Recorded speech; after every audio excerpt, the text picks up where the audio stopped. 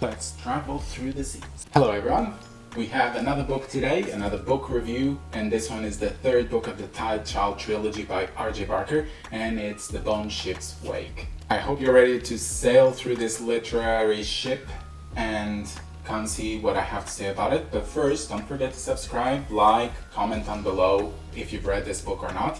But let's get started. So like I said, this is the third book of the trilogy. The first book, Call of the Bone Ships, which is actually the second book. The first book is The Bone Ships. They're all written by R.J. Barker. If you haven't read these books, go grab them, read them. If you have, look at the reviews I've posted. The thumbnails are these, the cards are up there. Just check them and then come back and see what I have to say about this third book. Comment what you think about the trilogy, because I haven't heard many people talking about it, which is I find quite amazing because I liked it. But so what do we have to say about this book? Well, it was published a bit more than 2 years ago in 2021, and unfortunately it wasn't nominated for any type of awards, which I think it's a crime because this book was quite good and it definitely deserved to at least be nominated for some of them. But who knows, maybe 2021 was a year where fantasy was really strong and therefore this book just couldn't make it. Who knows? If you have any ideas, let me know, because I actually don't think I've read many books from 2021. This edition I have is the Broken Binding subscription edition, which I've mentioned for the other two books. I think it's a great edition I can show you. It has amazing artwork, both for the dust jacket and for the interior, as you can see, and I'm showing now this artwork together with the dust jacket. The edge is even done by Katrina paints. Everything is just, all the details are magnificent. And even the chapter headers, like this one, also amazing. They're also detailed. They bring a new flavor to the book, just looking at them and imagining what it could be, or trying to understand, relating to the world, what they are. It's really good. But aside from that, this book is criminally underhyped. On Goodreads, it has 3,000 ratings. That's practically nothing for a book that came out 2 years ago. It definitely deserves a lot more. And the score shows, because those 3,000 people averaged on a score of 4.5 out of 5 stars. 4.5 is really strong for the ending of a trilogy, especially for a trilogy that not many people know about. So, taking into account all these details, I'm gonna next read the synopsis. If you don't want to hear any of it, especially because the synopsis of the third book might contain quite a lot of spoilers for the first and second books, you can skip to the timestamp. It's flying around already. And if you still want to listen to it, just stick around. We'll be having some images going by while you hear my voice going through your ears. That sounds weird. Just never mind. Let's go to the synopsis. The sea dragons are returning, and Joran Twyned's dreams of freedom lie shattered. His shipwife is gone, and all he has left is revenge. Leading the Black Fleet from the deck of Tide Child, Joran takes every opportunity to strike at his enemies, but he knows his time is limited. His fleet is shrinking, and the Caitian's rot is running through his body. He runs from a prophecy that says he and the avian sorcerer, the Windseer, will end the entire world. But the sea dragons have begun to return, and if you can have one miracle, who is to say that there cannot be another? As per usual, we're gonna go through all our categories before we reach the final score, but before, I'm gonna show you what I gave to the first and second books of this trilogy, just so you can have an idea where the strong points of the books are, and compare with the last book, see if it maintains in all the categories or if it improves or doesn't get any better. Actually, just before I go into it, just saying that the trilogy itself, it's improving. It started with a 4 with the Bone Ships and a 4.4 on Call of the Bone Ships, which is quite a steady increase. So hopefully this book will maintain at least the 4.4, if not increase. We'll see. Okay, you've had enough time to see it. Now maybe let's go into the categories themselves. Starting with the plot of the Bone Ship's Wake is like a strong tidal current. Keeping with the theme here. It's a current that keeps strong but steady, let's say it like that. Similarly to the second book, this book starts some months after the previous book ended. So the second book started some months after the first, and the third book starts some months after the second. So it's not too big of a time skip that you feel completely confused about what's happening, but it's also not immediately after the second, so there's some time in between. This gives space for new things to happen, but not too much space that the reader will be confused when we come back to the book and suddenly a lot of things have changed. And the plot itself is good. However, I feel like there's not major twists, jaw-dropping moments that I felt completely flabbergasted. There is just a good plot. And I think it's also a plot that progresses inevitably to a moment of that you feel like it has to happen, it will happen, and you can't avoid it in any way. And gives it that feeling of urgency, but at the same time of inevitability. It's a good mix. And I mean, it's not like everything about the book is predictable. There are parts that should come as surprises. However, I don't know if it was just with me, but they didn't really hit me as surprises. They happened and I was like, oh, okay, they make sense. I feel like because the story is anchored more on the character's growth and the character's progression throughout the trilogy, the plot doesn't need to be as strong to be able to make the readers continue reading. And that also allows that even though there aren't shocking plot twists, there are shocking moments relating to the characters, and therefore there are still shocking parts in the book.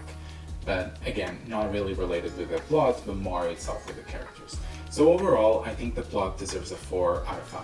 And as for characters, like I said, I feel like the heart of this trilogy lies within the characters and their relationships with each other. In The Bone Ship's Wake, we witness a remarkable growth from both Jordan Twyna and Mies, or Lucky Mies, for the ones that know better. And if we look at the whole trilogy, we see the growth they go through, and we see them both at their lowest points in life, where we start the whole trilogy, and then we see how they progress from there, the choices they make, and even what consequences they are willing to go through to achieve the goals that they want. I think the arcs are beautifully crafted. They guide you through almost like a roller coaster where you don't really know what's going to happen next, or maybe you see it further, but you're just like, I can't do anything. I'm stuck here in this track and I just have to go through it.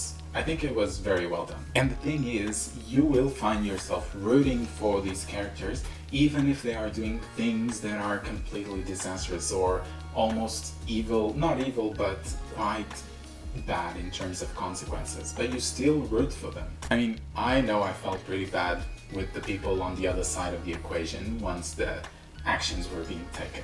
And what I like is that even the supporting cast, the secondary characters, they also are relevant and they have parts of the plot happening to them. They have agency and therefore they feel important and we can connect with them. This was one of my criticisms in the first book, and R.J. Barker improved in the second book, and this third book I feel like it just continued like that, and therefore the quality was maintained regarding the supporting cast. I definitely have to mention the Gulaim, which I loved. I thought it was a character that was very particular, and I liked the interactions that happened with this character.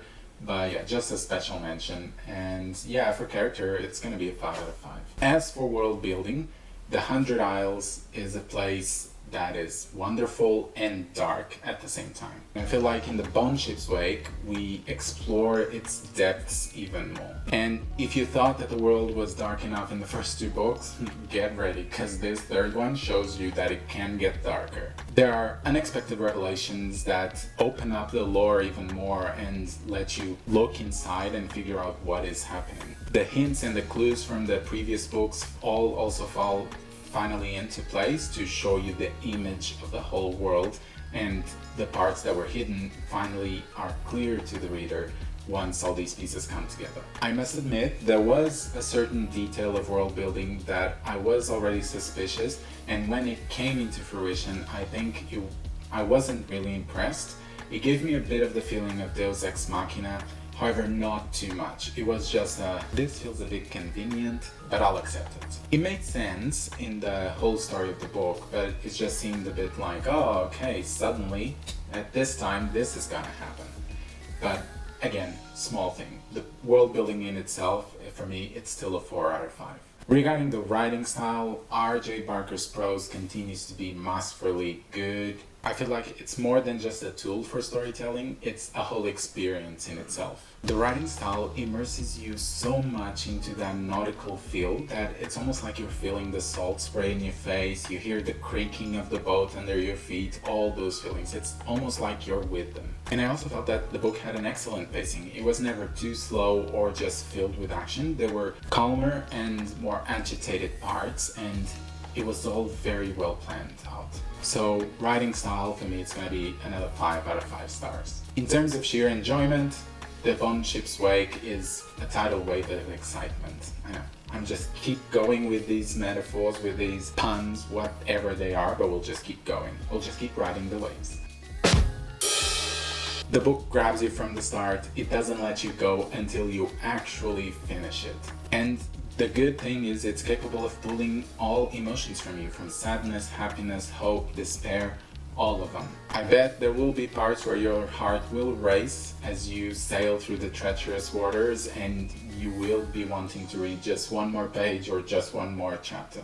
At least that's how I felt, and the book has 500 pages, and in my pace, I read it quite fast. So the enjoyment for me was a 5 out of 5. And there we go. We've gone through all the categories. I'm telling up the scores now for both the Bone Ship's Wake and the other 2 books so that we can look at all the scores together. And for the Bone Ship's Wake, we got a total of 4.6 out of 5, which is really, really good for a third part of a trilogy. I think the trilogy ended well. It showed a lot of the world. The characters progressed to their peak in terms of arcs, and we saw their journey continue and end in a good way. I mean, not necessarily a happy way, but in a good way.